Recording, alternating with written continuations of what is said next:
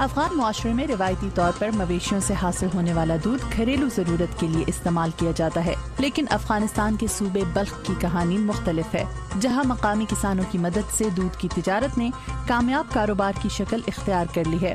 Balkh dairy union سے 1300 مقامی کسان وابستہ ہیں جو گائے کا 10 لیٹر خالص دودھ شہر کے مختلف کلیکشن سینٹرز تک پہنچانے کے ذمہ دار ہیں، جہاں سے اسے علاقے کی مرکزی ڈیری فیکٹری پہنچایا جاتا ہے۔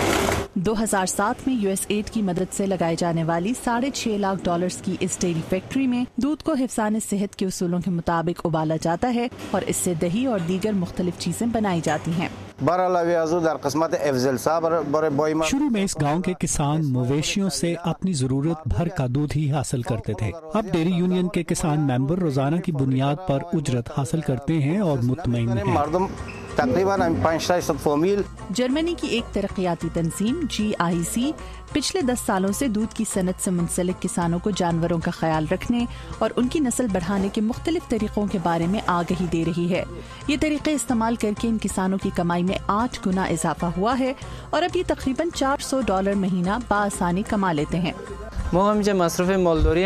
ماضی میں ہم اپنی گایوں کو ضرورت سے زیادہ خوراک دیتے تھے جس کی وجہ سے وہ کم دودھ دیتی تھیں۔ اب ہم مصنوعی طریقوں سے گایوں کی نسل بڑھاتے ہیں جو زیادہ دودھ دیتی ہیں۔ جانوروں کے بارے میں یہ ٹریننگ تقریباً 1000 عورتوں اور ان کے بچوں کو بھی دی جا رہی ہے جو اپنے گھروں میں مویشیوں سے دودھ حاصل کرتے ہیں۔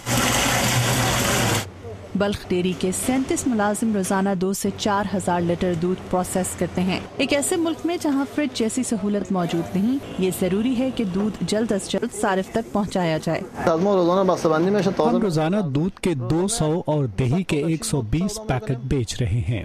اس طرح نہ صرف افغان صارفین کو صحت بخش دودھ مل رہا ہے بلکہ افغان کسان بھی پہلے سے زیادہ کما رہے ہیں۔ جلال مرزاد کے ساتھ مدیحان ور، اردو VOA۔